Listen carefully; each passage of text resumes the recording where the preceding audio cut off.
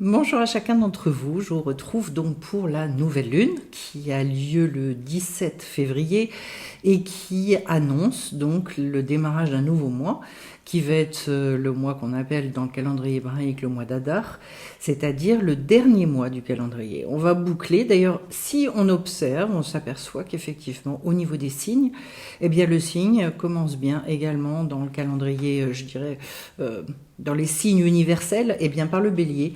Donc on va du bélier et on clôture par le poisson. C'est exactement la même chose et c'est ce qu'on fait aussi, puisque je pense que c'est basé sur ce calendrier hébraïque, c'est ce qu'on fait avec donc tous les signes astrologiques.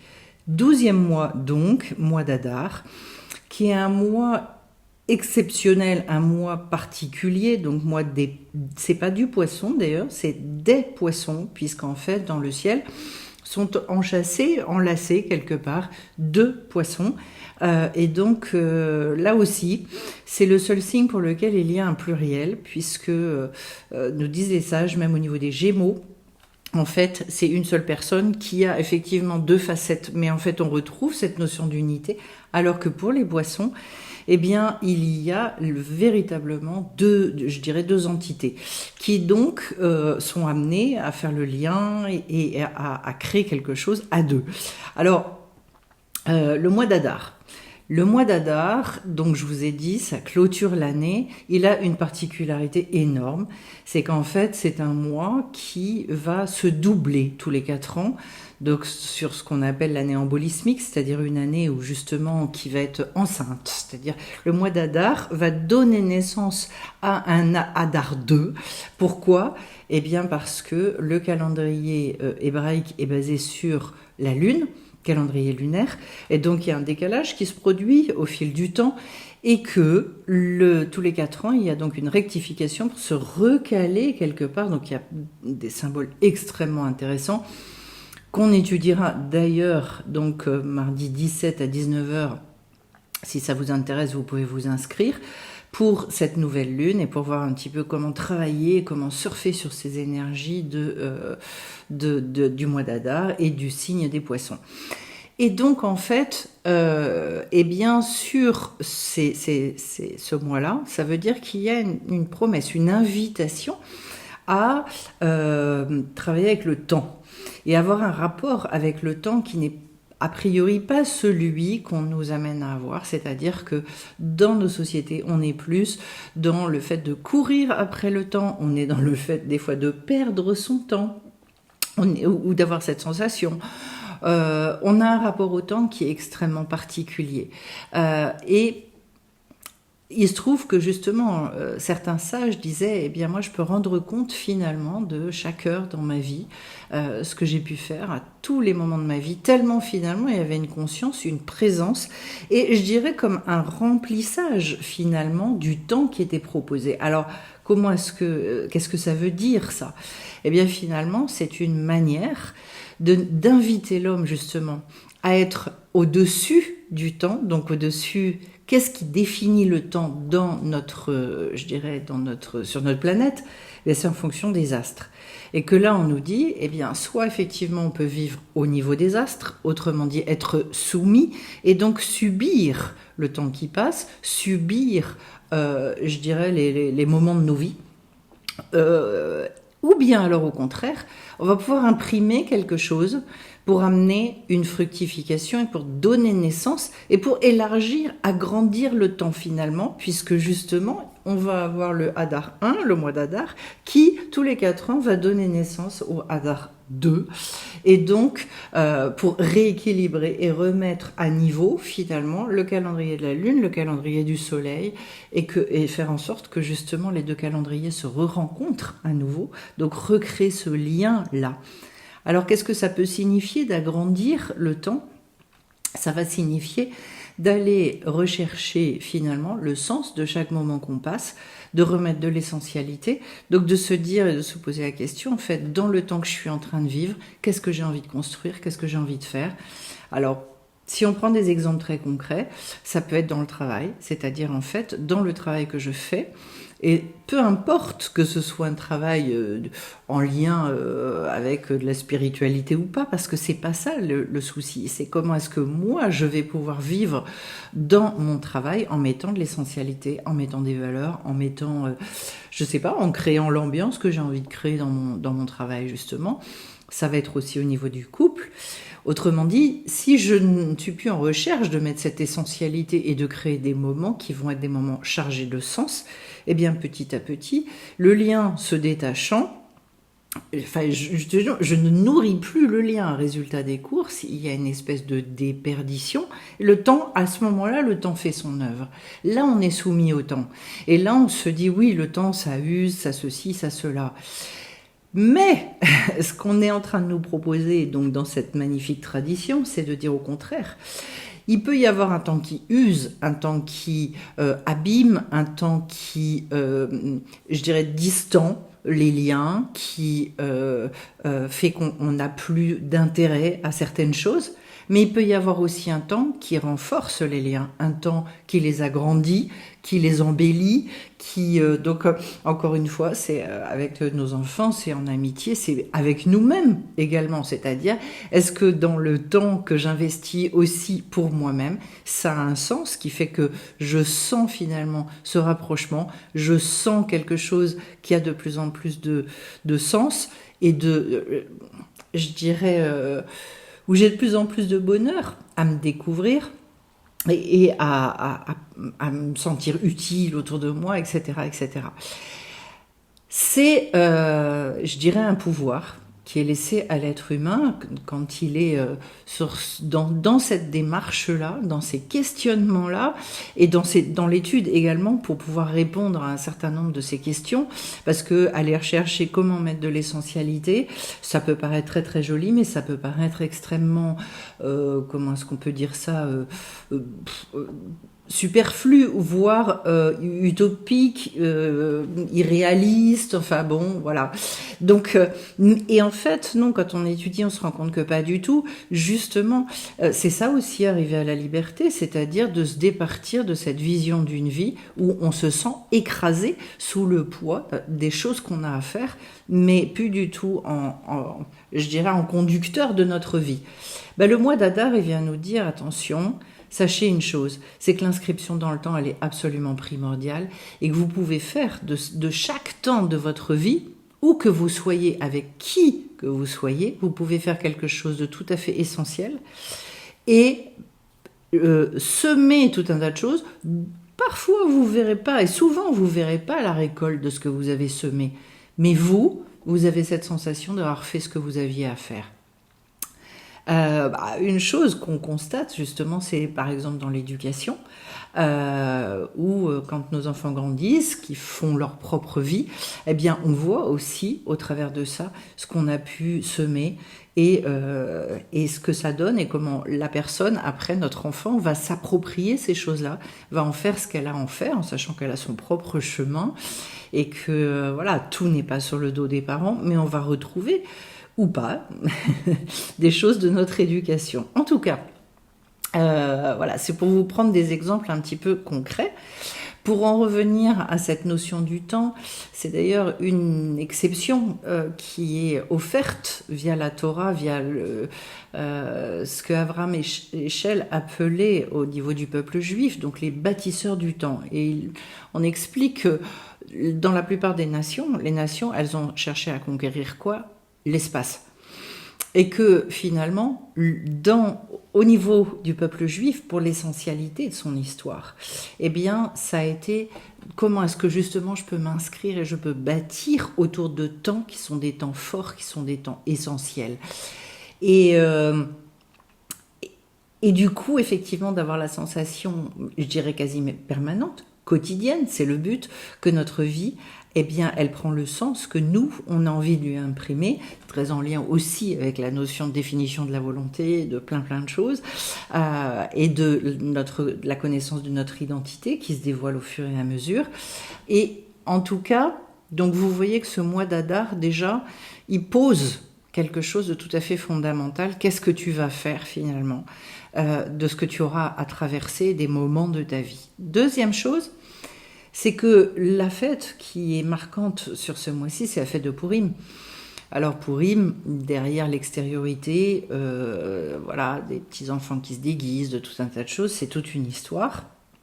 C'est l'histoire d'un génocide qui n'a pas eu lieu et où l'histoire effectivement s'est retournée et a fini, je dirais, dans la liesse et dans la joie générale, mais qui a démarré dans l'obscurité la plus totale et qui a fait très très peur, extrêmement peur. Et donc, le mois d'Adar, eh bien, il y a un commandement. Il y a un ordre qui est donné, qui est l'ordre d'être dans la joie. Donc, de rajouter de la joie. C'est-à-dire, en fait, pas seulement de dire « ça va, oui, ça va, ça va ». Non, c'est d'être capable de dire « moi, ma vie, je la kiffe, je suis effectivement dans un bonheur absolument extraordinaire ». C'est donc en fait quelque chose aussi, le mois d'Adar, logiquement, où il faut s'y préparer. On a eu tout le mois de Shvat, hein, et je vous invite, pour ceux qui n'auraient pas vu la vidéo, à aller voir, parce que on voit tout un développement, à ce moment-là, toute une progression et un sens qui est donné justement aux 12 mois. Alors, je suis toujours émerveillée de me dire, mais alors ça veut dire le 12e mois, celui qui peut se doubler aussi, c'est le mois de la joie, puisqu'en fait, c'est la connotation. Et on dit de ce mois-là que c'est un mois de grande bracha, de grande bénédiction. C'est un mois donc, alors que on peut appeler de la chance, ou en tout cas on dit que c'est un très bon mazal, parce que justement, eh bien ça fait partie des poissons notamment.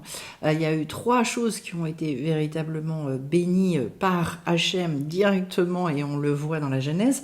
Eh bien, les poissons en font partie. Il y a eu l'homme, bien évidemment.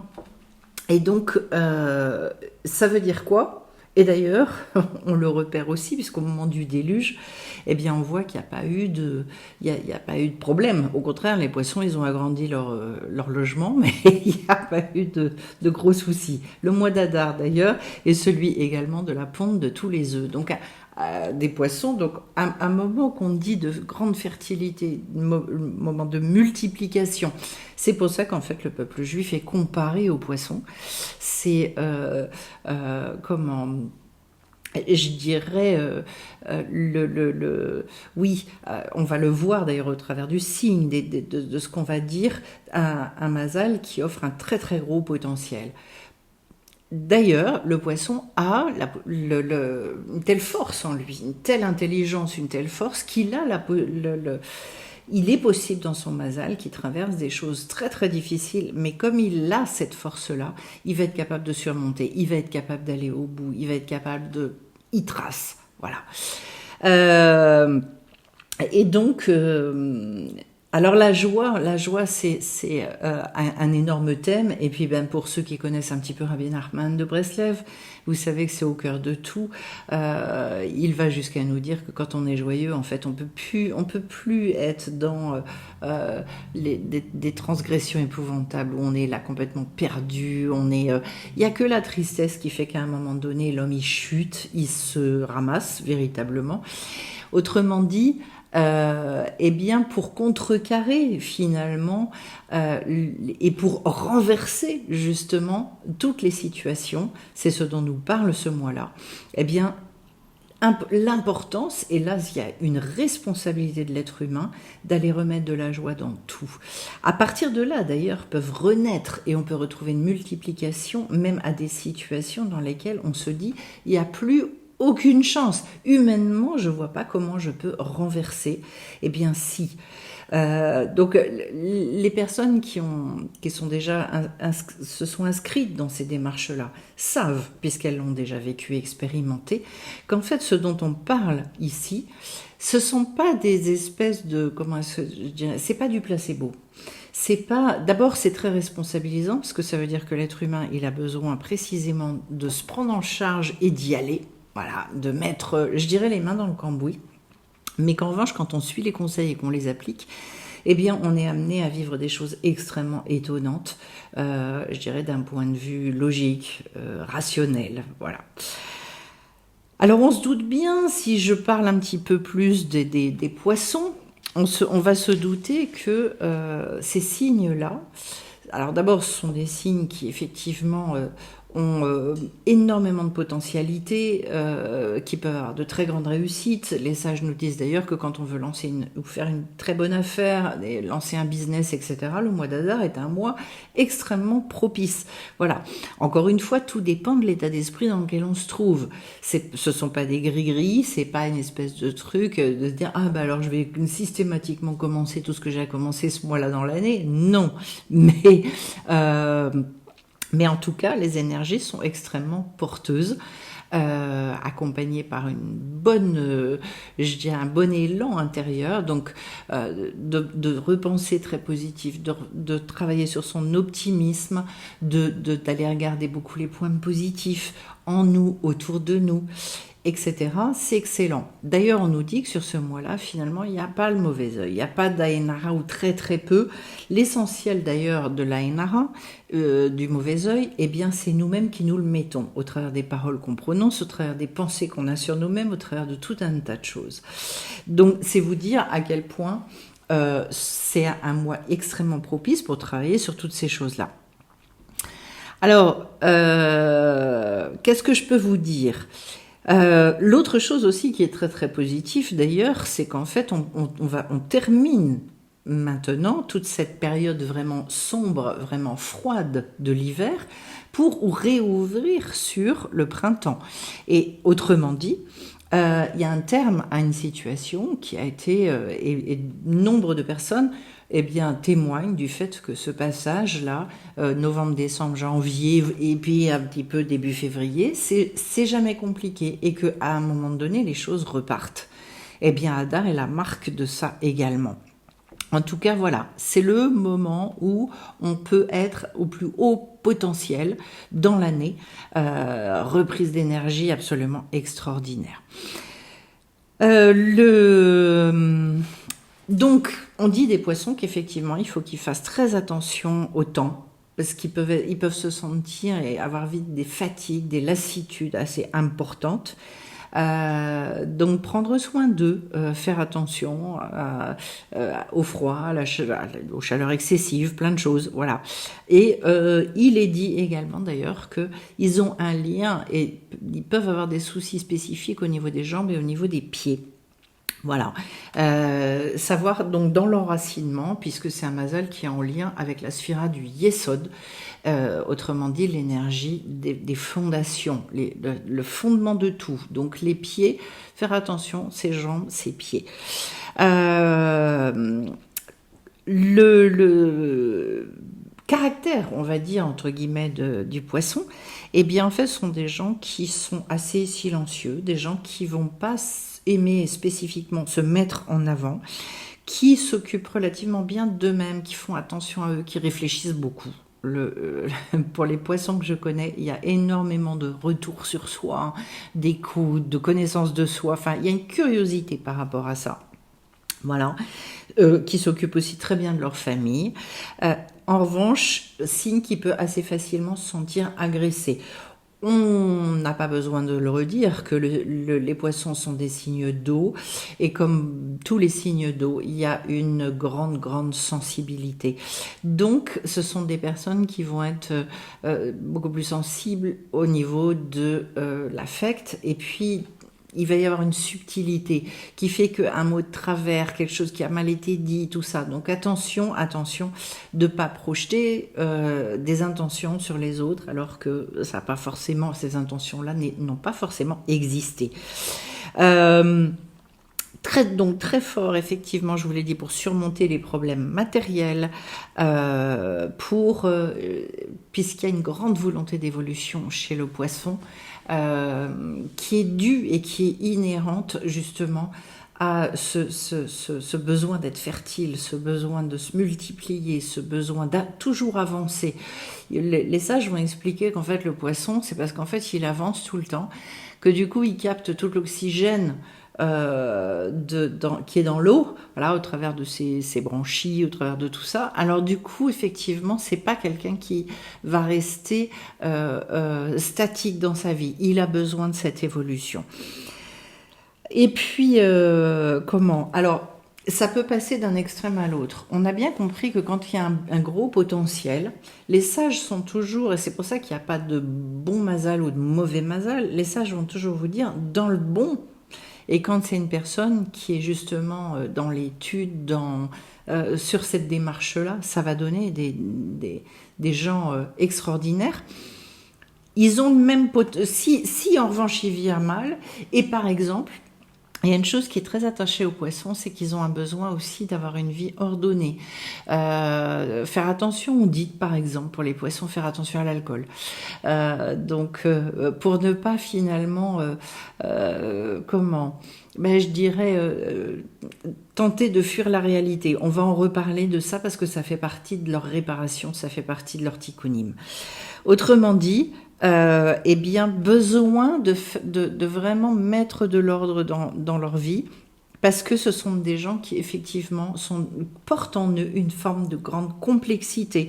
Je vous l'ai dit, il y a beaucoup d'intelligence. Résultat des courses dans la complexité, il peut y avoir beaucoup de confusion aussi qui arrive. Donc besoin de simplification, énormément. À tel point d'ailleurs que quand un problème leur arrive dans la vie, ils peuvent faire beaucoup d'amalgame et donc en fait se dire parce que j'ai un souci, du coup plus rien ne va. Et se sentir très déstabilisé par cette chose-là.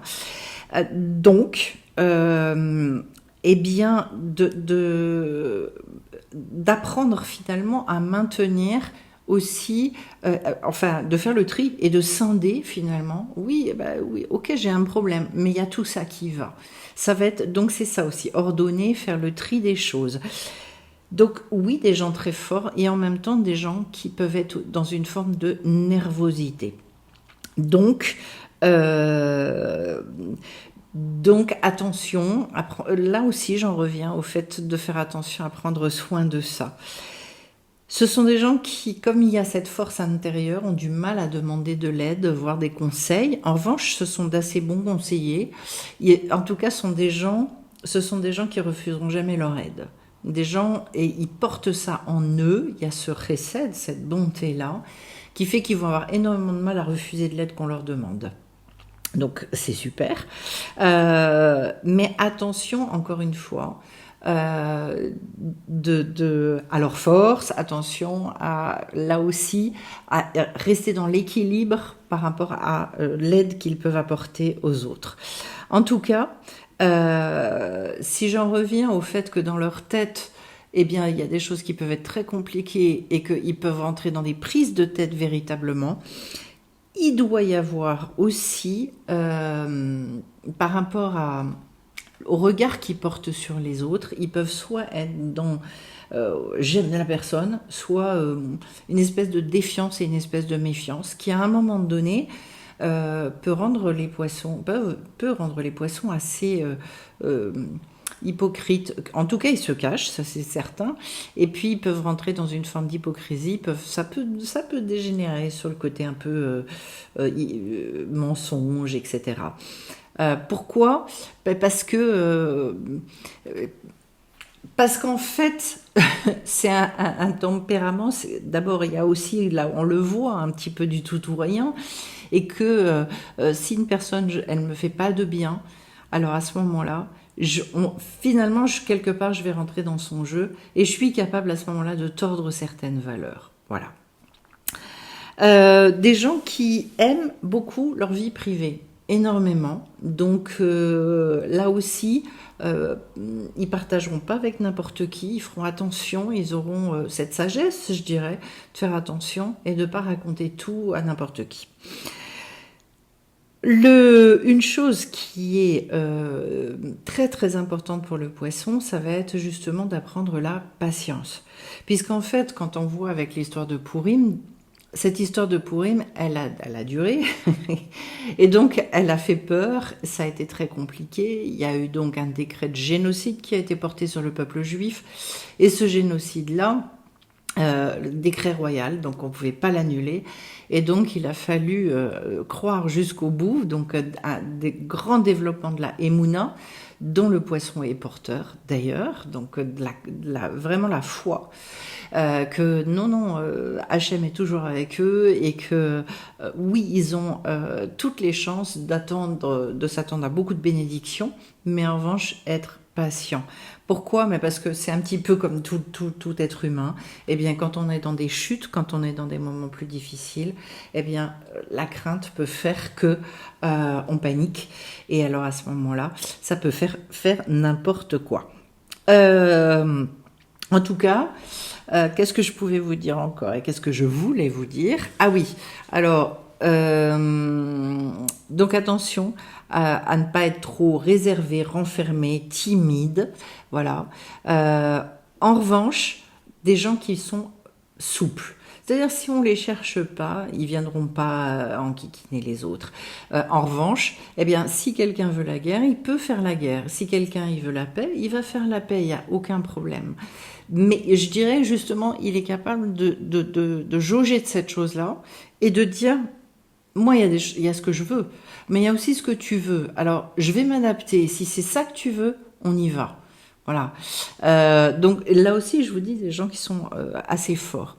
La planète qui est en lien avec ce Mazal, c'est Jupiter. Donc on sait que c'est une planète qui est c'est la planète la plus grosse du système solaire. C'est une planète de générosité. C'est une planète où il y a qui dégage une certaine lumière, qui est en lien d'ailleurs, dit-on, avec Abraham. Et donc en fait, qui était l'homme donc de la bonté, du chesed, et c'est pour ça qu'effectivement nous disent les sages, c'est quelqu'un sur lequel on peut compter, voilà, qui sera toujours à nos côtés, qui va aider, etc., etc. Ce sont des grands rêveurs. Alors, c'est de ça dont je voulais vous parler tout à l'heure. C'est-à-dire, en fait, il y a une intériorité, il y a une grande richesse à l'intérieur. Alors, ça va être très important pour eux, justement, de trouver comment est-ce que cette richesse-là, ils peuvent l'exprimer à l'extérieur et qu'ils poursuivent sans cesse leurs rêves, sans cesse. Une des réparations importantes qu'ils auront à faire, ce qu'on appelle tikkunim, eh bien, ça va être précisément de s'adapter, de comprendre leur réalité. Donc, de pas partir dans une imagination négative qui s'apparente d'ailleurs à un refus de la réalité. Et donc, du coup, mal au pied. Mal au pied, pourquoi? Mais parce que j'arrive pas à m'ancrer véritablement dans ma réalité. La réalité, elle me fait mal. La réalité, elle est pas facile. Et donc, je vous disais, sensation d'étouffement quand ça n'évolue pas, quand ça n'avance pas dans leur vie. Et se départir, et pourquoi c'est très très souffrant cette chose-là? Eh bien parce que, nous disent les sages, il y a deux grandes causes de souffrance. Il y a le fait justement de ne pas être en phase, d'être dans le corps midamé, c'est-à-dire l'imagination négative, on va le dire comme ça. Et puis également comment ça s'appelle? Je recherche. Oui, les questionnements, tous les doutes, et comme c'est un être qui est dans la complexité, eh bien, résultat des courses, trop de questions à un moment donné. D'abord, ça empêche d'avancer. C'est-à-dire qu'en fait, il peut y avoir une espèce d'explosion entre la difficulté de la confrontation à la réalité plus des questionnements en surnombre, ça peut mener aussi à une forme d'immobilité qui va être extrêmement souffrante. Voilà.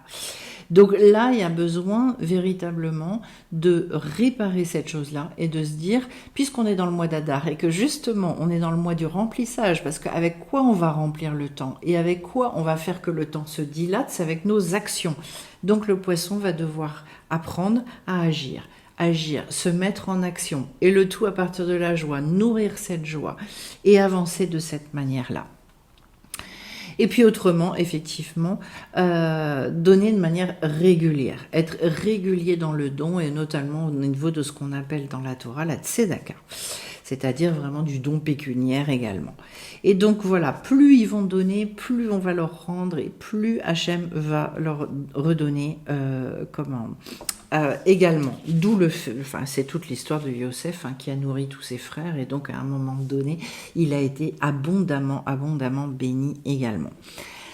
Une chose très très importante qu'on peut dire sur ce mois-là, c'est qu'en fait, pourquoi est-ce que c'est pas forcément un mazal qui est que simple, et pourquoi est-ce que les poissons peuvent aussi être confrontés à de grandes, à de très grands, des grandes épreuves dans leur vie, des grandes difficultés à surmonter, parce qu'en fait, c'est le mois qui va annoncer derrière la sortie d'Égypte. Après, on recommence sur le premier mois de l'année, qui est le mois de Nissan, et qui est le mois où, justement, allez hop, faut dégager, faut y aller. Donc sortir pour accéder à la liberté.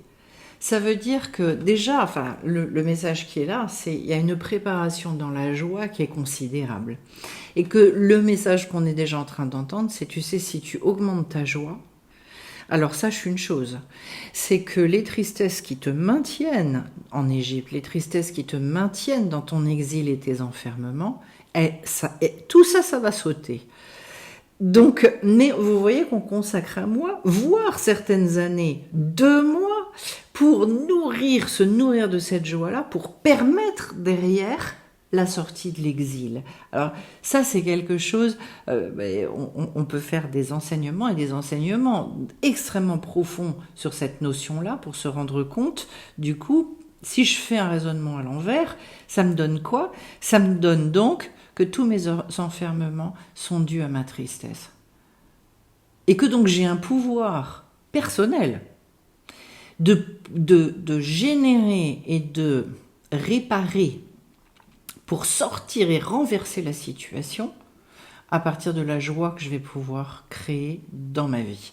Voilà, je ne vais pas aller plus loin parce que il y a énormément de choses à dire là-dessus, mais en tout cas, de bien retenir ce point-là qui va être fondamental. Et donc, alors je le dis effectivement aussi que la pierre qui est associée à ce signe-là est la pierre d'onyx, l'onyx qui fait partie des quartz, enfin bref, une pierre qui,